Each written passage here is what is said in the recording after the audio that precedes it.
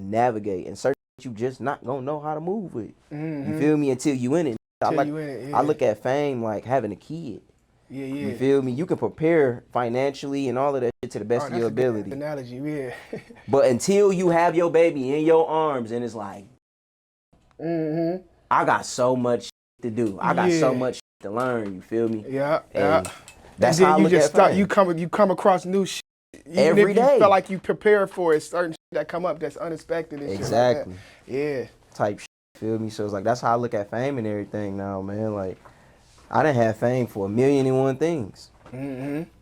You feel me? And thankfully, I've made it out without getting locked up, without getting killed, without no beef, no like, all of that type of shit. Like, bro, that's a blessing from God, bro. For sure. God only, and that ain't even shit that, like, I ever glorified, bro. Like, I'm the total opposite on social media, you feel me? But if you know it in real life, then you know what it is. Yeah, for sure. So, it feel good to be 100% into the music. And I don't even feel like I'm 100% yet.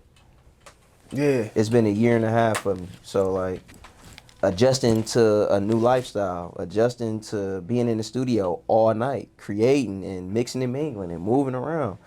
So it's like, with that type of shit, you start to see how a lot of be bandwagon hopping or be attaching themselves to this, and that's cool. It's nothing wrong with that, because it's like, if Babyface Ray and I got the torch right now, and somebody like V's or Peasy or whoever in a inner circle is like having a cold moment, I'm sparking here. Yeah, right. Turn you back up. Yeah, Hey, for sure. It ain't shit wrong with that. That's how the game works. That type of shit. Yeah, I thought, that type of shit I'm cool with. But for the that just be bandwagon and trying to attach to and jumping in beefs and like, that be the type of and then just be rocking with somebody because they buzzing right now, but then when they on a downslope, they ain't with them at all. They with the next that's you know what I'm saying? But it's like the game is so fucked up now that, like, ain't nobody speaking on that. Yeah. It's just letting us do or like glorifying weird shit that be on. Like, we in the era now, bro, with snitches is glorified. Like, want to interview snitches. That's crazy. You feel me? Like, want to interview that. And they get real platforms and really. They got real platforms, bro. You know what I mean? Like, real platforms. I remember, especially growing up in this, like, something really been to happen to it. Oh, yeah. Paperwork come out, like, don't even make it to social media. You feel what I'm saying? So it's like, now, I feel like I didn't have to learn that it's too real for the industry. Yeah. Too real for it. You feel me? Because majority of all of this shit is fake. You feel me? Yeah. It's glitz and glamour and it's smoke and mirrors for real, bro. So it's like seeing the game for what it is now. Oh no, bro, you good. Okay. Yeah. I'm just kicking it. I ain't even. We just kicking it type. Yeah, we just kicking it type. Yeah. I'm just letting you know. Okay, yeah. But I'm gonna definitely take this hat off, bro, because I don't know how I look on camera. Okay. Peace to the guys. It's Courtney Bell. Shout out to Flavors. Yeah, man. We with Courtney Bell right now. One of the best lyricists that come out the city. Oh, gratitude. That's for heavy. Sure. Yeah. That's heavy. Yeah. But I want to start from the beginning. You know what I mean? Where you from? Tell the people where you from. I'm from Joy Road, man. West side, scuds on to the dark side. I'm from both sides of my hood. It's a bridge that divides us type, but I'm from both sides. I done lived on both sides of the bridge. Yeah. So growing up on Joy, how was it growing up on Joy Road as a kid? Man, I feel like it was like every other hood. I feel like Joy Road got its own name. You feel me? So for somebody that was from there, like the Murder Mac is one of our signature spots that, like, if you're not from over there growing up in Detroit, you liable to get robbed, to get jumped, beat up. And this during the era of RTM. Like, I grew up around all of these. So you feel me? Like, niggas was really outside. But growing up in the hood, man, that shit was lit, bro. You feel me? Everybody from Joy Road, damn near, is like cousins to some extent. Yeah. You feel me? You either from the Herman Gardens, you either from the Scud Zone side, or you from the dark side. You feel me? It's like 3 sides to the hood type shit. You feel me? Yeah. And we damn near all grew up together. So everybody that's from the hood that either got a name, they family is somehow connected to some family that's connected to some family type. But growing up on Dre Road, bro, was lit. I had a So lit basically, childhood. everybody knows somebody, so they know when they come over there that's not really from around that area type shit. Yeah, yeah, bro. You remember the era being like 15, 16, and we was going to Northland and going to Roller Wheels and all of that. Was wearing Joy Road hat, 7 Mile hat, shit like that. Like, Yeah. ain't no wearing that hat, bro. And like, hey, bro, who you know from? Like, who you feel me? Type niggas would always ask questions like that. Like, bro, who you know from over there? Why you got that hat on? Yeah, cause what school did you go to? Cody. Oh, Cody. Now, And I okay. hated that shit, bro. Yeah. I didn't hate it Yeah. initially. Mm-hmm. I told my mama like, cause I was trying to go to West Bloomfield. I always been book smart. I always been good here. You feel me? And I always seen beyond the hood. Mm-hmm. But around 13, 14, I was fully indulged in the hood. Like, you feel me? I grew up around. It's like, shout out to my out of reach M, Marco, Shaq. You feel me? Tay. All of the guys that's locked up now, the originals of certain cliques and shit in the hood. Marco, Darko, all of them. I told my mom at 13, like, bro, if you send me here, it's up to you. Yeah. You feel me? Because I'm already in the hood. I'm already involved in a lot of shit at this time. So it's like, if you send me here, I'm letting you know what could potentially happen. So like my 9th grade year, bro, was fighting. It was shootouts every day. Like, ain't no going to the bus stop without getting jumped. Like, it was all of that type of shit. But by the time 10th grade came in, it was like, all right, bro, we here. It is what it is type. But I went to Cody for sure. What type of student do you say you was? Oh, man, my nickname in high school was Dexter, bro. I was super intelligent. I always been good with math, you feel me? Always been good with numbers. But yeah, my nickname was Dexter, but it was also like a side to it that I already knew. Like, did nobody want to scrap with niggas in school and all of that type of. Yeah. No, for sure. So growing up on Dre Road, like, what type of influence did that have on you? Like, cause the environment that you grew up around and everything, you know what I'm saying? You go outside, you just see what you see, you know what I'm saying? So what type of influence as a kid do you feel like that had on you?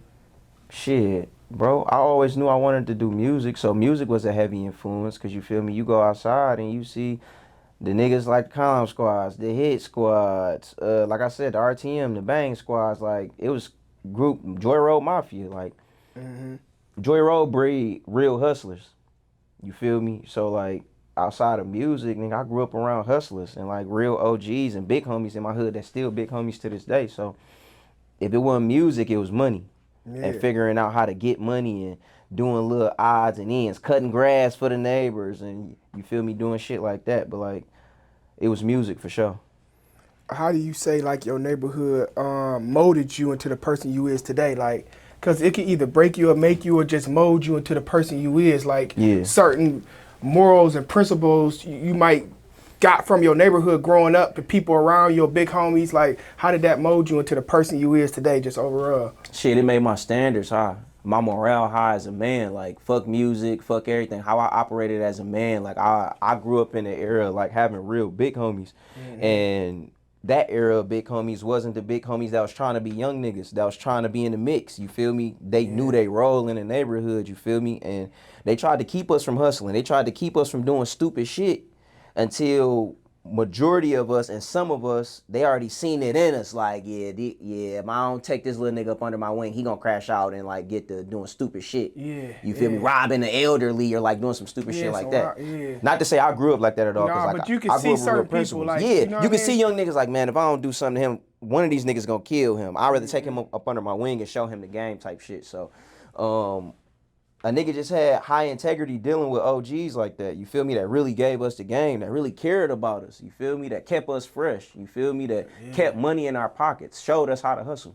You know what I'm saying? I learned that from my neighborhood. You feel like it's a lack of that nowadays, though? Hell yeah. I feel like the OGs want to be young niggas, you feel me? And it's like, it's a disconnect between our generation and their generation, because now, at a point in time, the OGs controlled the whole narrative in the hood. Who got money, how they got money, they put niggas on, you feel me? Goes back to what I said, like taking certain young niggas and turning them up. Now it's like the older niggas want to be the young niggas. You feel me? They the niggas in the club. They the niggas doing stupid shit and influencing the young niggas. Yeah. The older niggas, not all of them, you feel me? But majority of the OGs, they popping perks. They high with the young niggas.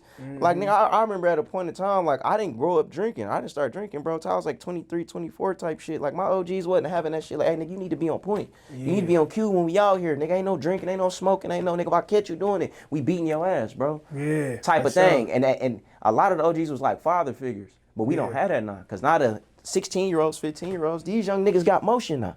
And got real motion too. And playing with real pape. They playing with pape like the OGs is playing with. So because I'm playing with money, the money is like another conversation piece to be like, nigga, fuck you. Nigga, I got money like you. Yeah. And I don't got no real structure. I don't got nobody that really discipline me or love me to a certain extent because social media raised them. You feel me? The parents didn't raise them. So now with social media raising them, you ain't respecting your mama. You ain't respecting the elders in your family. So what the fuck is an OG or somebody in the street gonna tell you? And niggas gonna take discipline as disrespect. For sure. You feel me? So now the young niggas gonna crash out. Yeah. You feel me? So I'm thankful for the generation niggas was raised in.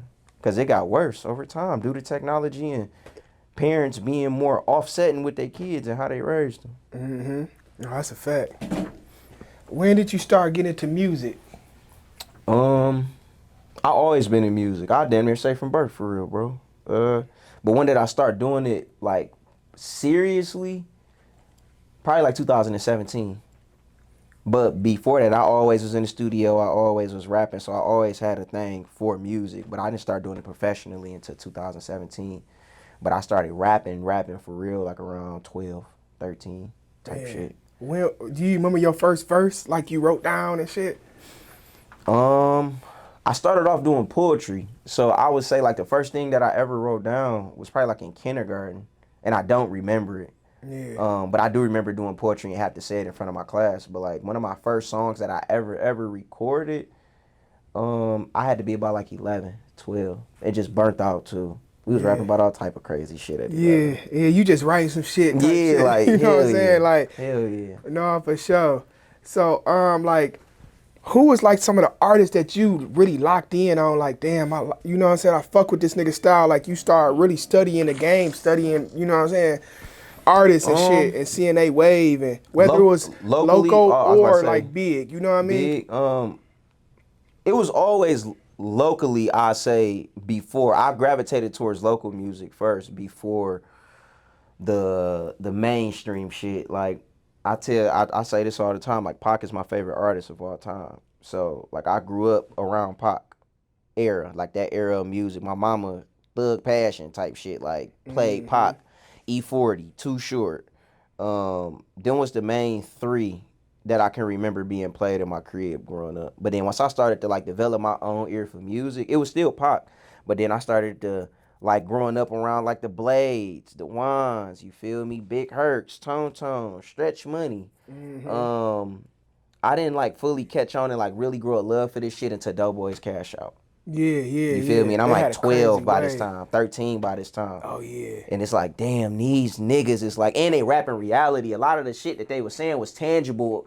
And I can see it, like, damn, bro, like, nigga, my big cousin is riding in the Money on 8s, you feel me? Yeah. My big homie is riding around in the Murata, like, or like whatever car was big around that time, you feel me? Like the shit that these niggas is rapping about, I'm seeing in real life. I'm seeing my cousin and my uncles not fully being aware, bringing in garbage bags of bowls, counting money, garbage bag money, like shit like that. So when I heard Doughboys Cash Out, it was like, oh yeah, this what I'm doing. Yeah, this is the type of shit I'm fucking with. You feel me? Because these niggas rapping reality and they some young, fresh niggas. Yeah. You feel me? So by the time I was 17, I was in that same space. I just wasn't rapping. Just wasn't my forefront. Yeah. When did you start wanting to lock in on a rap? Like, okay, this is what I want to take serious. I feel like I got something. I want to take this shit serious.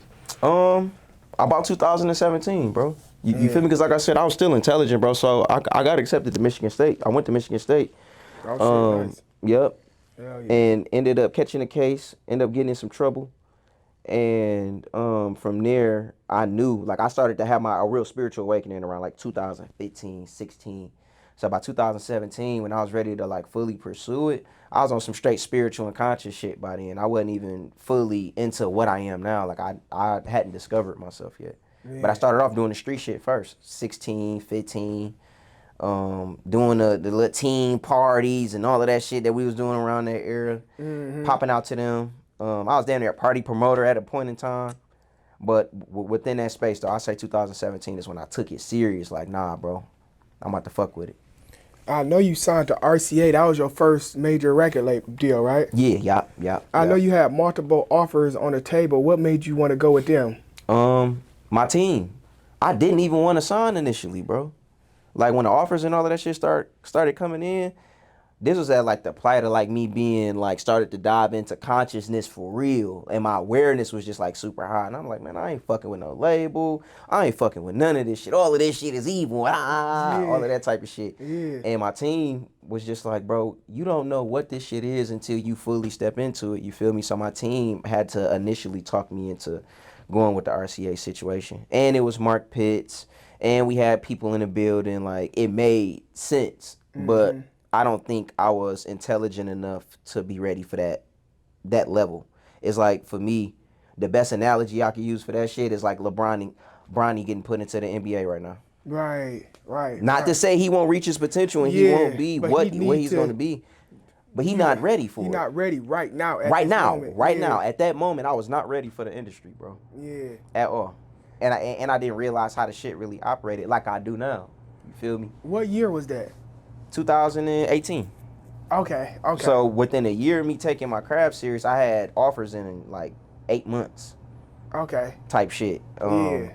But yeah, hell yeah. It was like 2018 when I signed. I think I remember that because me and bro was locked. We locked in with PC. Yeah, type shit. Yeah. We went to New York and shit. Type shit. Yeah. We went down there with y'all. Was there. We just didn't see you, but we went y'all down niggas there. was there. Yeah, for sure. Y'all was there. Yeah. But that's when we was doing the meetings and all that shit. So that was 2018. Yeah. That was at the height of everything, and I had knew then like, damn, bro, if I can get to this space to where I'm getting offers just being strictly conscious. It's up. Yeah. But then you go through a space of growth and learning and becoming a man, becoming one with myself and all of that. And I realized that I was one-dimensional with how I approached music. And like the demographic that I'm speaking to, real life is not real life for them in a way. You feel me? Because of the school of thought that I was tied to and my spiritual practices at that time, like a nigga was damn near just caught in the matrix, in the loop of shit. You feel me? Yeah. I was being religious and not being spiritual and not being real to myself. You feel me? But 2018, that was around 2018 for sure. Like, was that deal everything that you expected? Because, you know, when you saw that first major, that's like a big deal coming from where we come from. Like, like you got a major deal. Like, was that everything that you expected for real? Going back to, like, my team talking me into it, I didn't really have expectations. I kind of went in, like, free-minded. But like the little bit of expectations that I did have, I'm going to say no. And the reason why I'm going to say no is because from the outside looking in, niggas had that, what the TV show is, nigga, we just signed, nigga, my bag, I'm about to get a bag, we about to turn up. How it is, You feel me? I'm looking at the material and the TV shit, but the reality of it is, it's like, nigga, all right, bro, you just got drafted into the league. Yeah.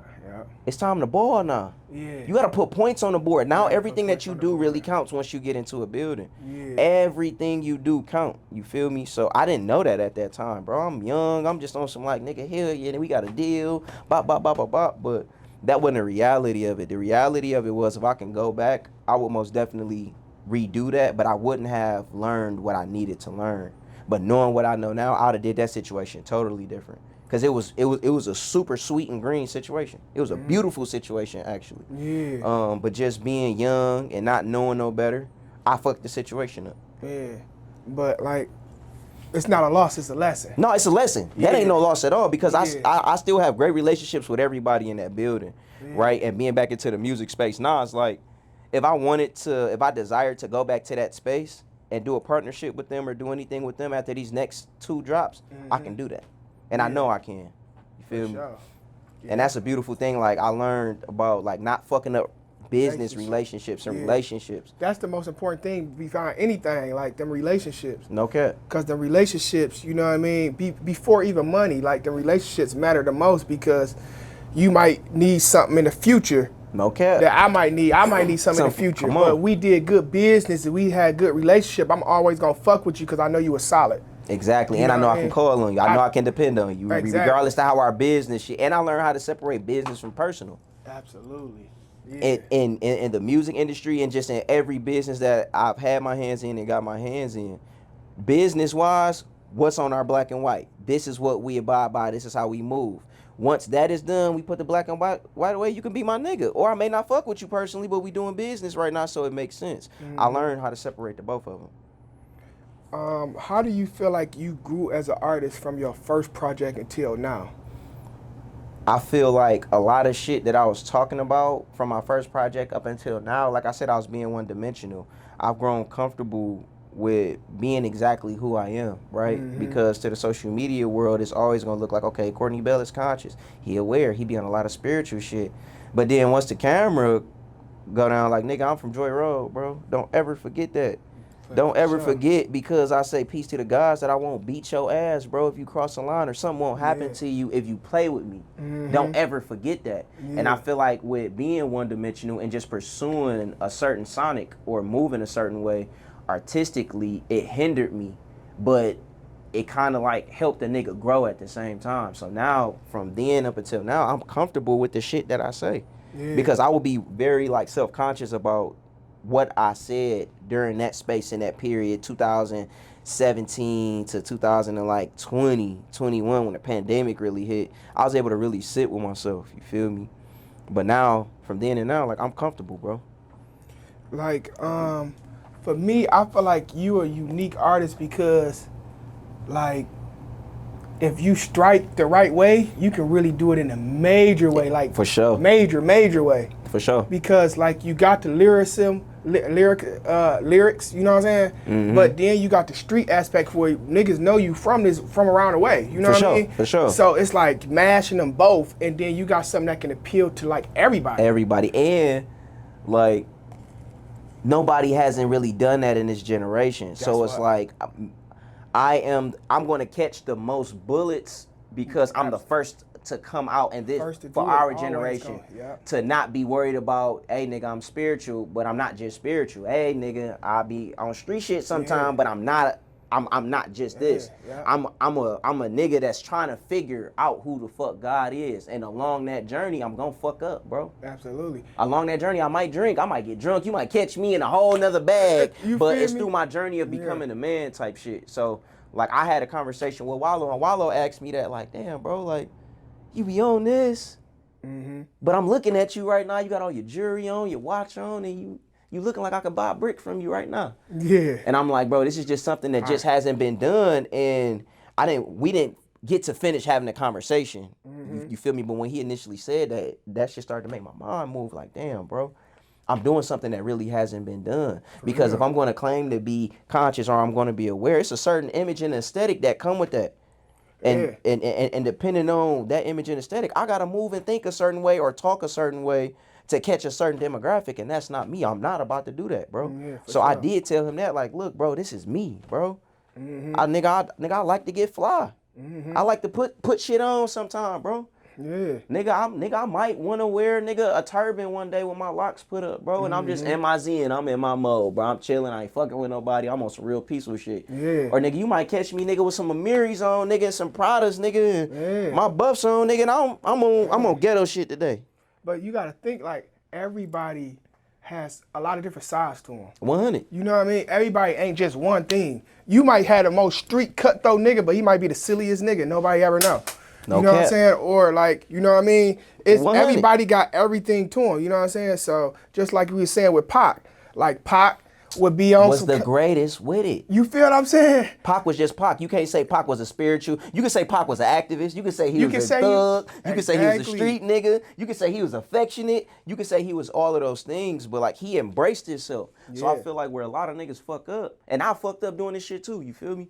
Niggas don't fully embrace who they are. You feel me? They catch their niche or whatever they thing is, bro, and just run with it and just catch that demographic of a fan base. When it's like, nah, nigga, I got street niggas that walk up there, and real street niggas that walk up to me and be like, bro, we fuck with what you on, we behind you. And then I got conscious niggas that be like, on the street side that want to view the street side, but because they either too far removed from it now, or they never were involved and they was just groomed how they are on the spiritual side. They look to me for that, like, damn, bro, you made it out. Yeah. You made it away from so much shit, and you were involved in a lot of shit. So it's like, it's admirable, if that's a word. I think that is a word. Yeah, for sure. You feel me? So it's like, I'm just walking in the footsteps of Pac in my eyes, bro. And of course, I would never be Pac, so I ain't about to say like, oh, nigga, I'm Pac, but like, that's who I studied. Like, damn, bro, he gave niggas keep your head up, and then gave you Thug Passion. He gave you Hit 'Em Up. You feel me? And then turn around and gave you Changes. Exactly. That's the many dichotomies of a black man in America, bro. Yeah. He lived every facet of it to his truth.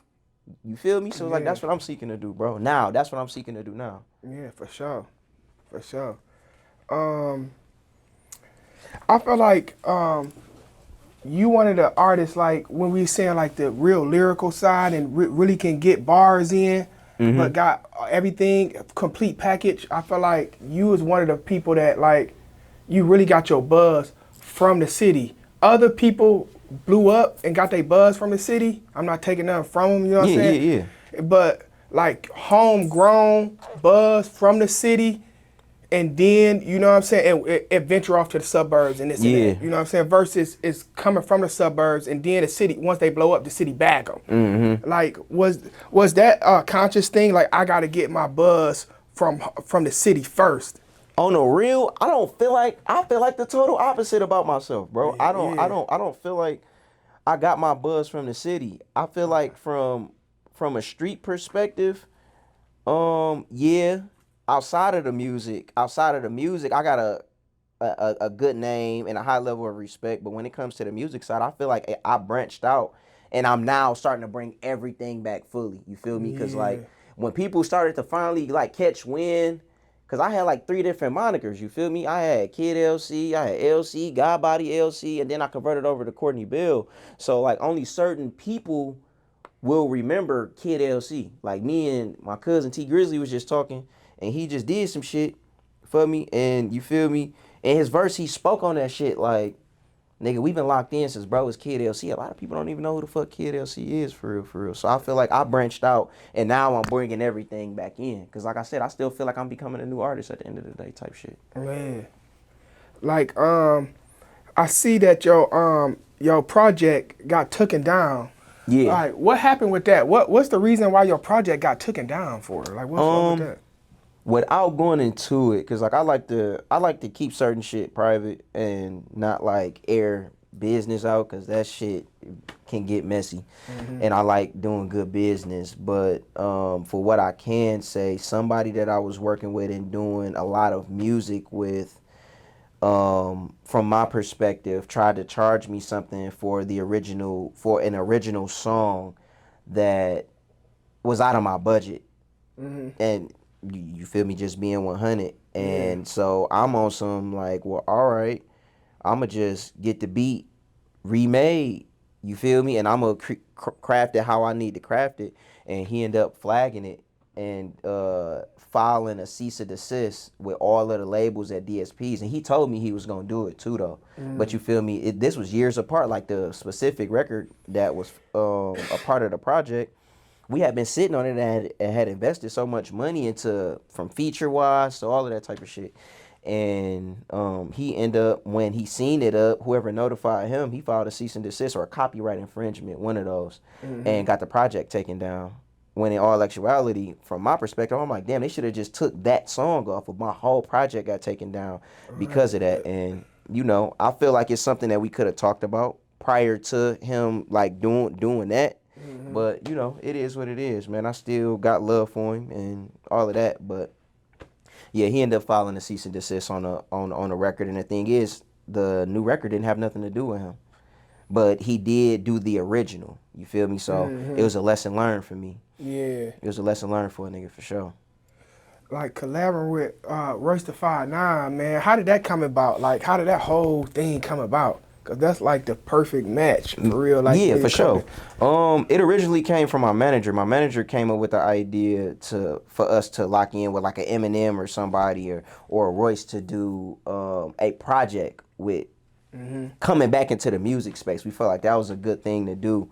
And my manager took it over to PC. PC took it to my A&R at the time. Because the original idea, I think, was for Benny the Butcher at first. I was going to do, like, we were going to present some shit for Benny the Butcher. And the team was like, no, hell no, y'all got to do home team. Like, it got to be Royce. Royce is, like, the perfect fit for Courtney and how he is.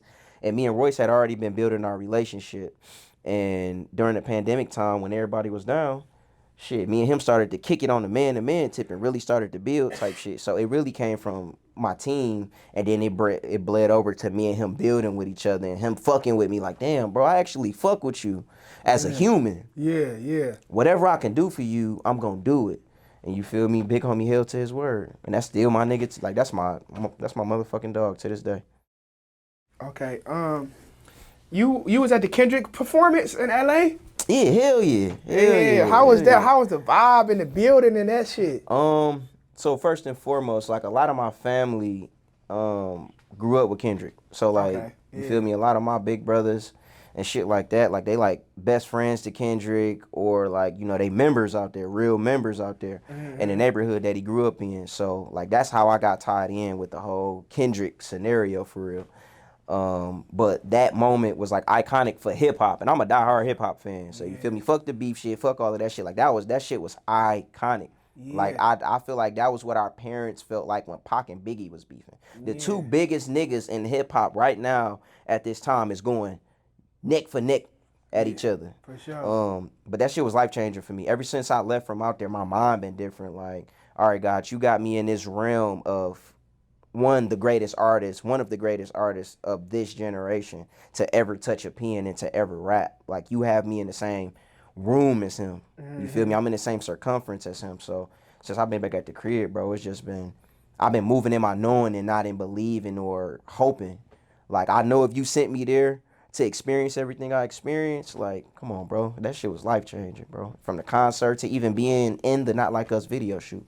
You feel me? Yeah. Like, man, that shit was life changing. Yeah, that shit hard. You feel me? And it's like I wasn't like, I've been going to LA, so it's like that ain't nothing that I'm doing. Like I done did for the cameras and shit like that. Like I'm really good out there, and I got a high level of respect out there. So it's like I'm looked at as somebody that's from out there or from their neighborhood when I move out there. Yeah. I mean, you know, when I move around out there. Nah, for sure. You feel me? So it's like a lot of the homies that's Kendrick's best friends, security guards, and all of that. Them my guys. You feel me? Yeah. So to even be involved in that, it just goes back to having high morale and integrity, and you know, doing my best to be what I find is the definition of a thorough man, a upright nigga, a stand up, a real nigga at the end of the day. Nah, for you sure. You feel me? Not doing no hoe shit to people, being honest. You feel me? Being a good nigga at the end of the day. That done got me into more rooms than the street side of shit and all of that. Like just knowing right from wrong. You feel me? I wouldn't do something to you that I wouldn't want you to do to me. Behind closed doors, on paperwork and business, or on street shit. You feel me? And I always operated like that. So when we did do the video shoot, and the homies was like, nigga, no, you in the video. Like, bro, you damn near one of us. Like, you good, bro. You family. Yeah. So it was a beautiful experience for sure. What you got coming next, man? Let the people know what you got coming next and everything. Shit, the Microdose Deluxe just dropped. Microdose is back up. Yeah. By the way. Yeah. But Microdose Deluxe is out now. Skill on there. My nigga Vez on there. And then after this, going into ending this year off with an EP, another EP, just staying consistent in the music space and figuring out where I fit within this music space at the same time. Yeah. You feel me? And just staying consistent and putting out the best music that we possibly can put out and making sure it's not one dimensional and it's showing every layer and every part of myself. And shit, man, just putting on for my hood, man. We gonna get some money, man, and turn the neighborhood up for real. You feel me? Niggas can come back and buy cribs, which is always good. Buy your property, you feel me? For sure. But like coming back and like really building a platform for these young niggas, whether it's funneling kids into trade in school, like just doing real shit with the kids and showing them facts. the way, bro. Because I feel like we the generation of the uncles now that we looked up to. We at that age now. You feel me? So it's like being aware and mindful. You feel me? But it's for sure staying consistent in the music space, financially becoming secure enough to where like we can really do shit for the generation up under us, and really keep them away from striker music and you feel me, like all the shit that's teaching them to crash out and pop pills and be high and drunk. Like, Facts. nigga don't fuck with that type. I personally don't fuck with that type of shit. You feel me? Because these young niggas is warriors for real. Like, they don't know that they gods. They don't know who and what they really are. You feel me? So the energy that they using is just chaotic energy at the end of the day. You feel me? And they don't know how to channel it or know how to move with it. So you feel me? We need niggas that's aware of that and can help them funnel their energy and channel their energy the right way. So you feel me? I just want to do real shit with the money, man. As the money come in. Shout out to Flavors. You already know who it is. Ninth Exit, Courtney Bell. Peace to the gods. We out.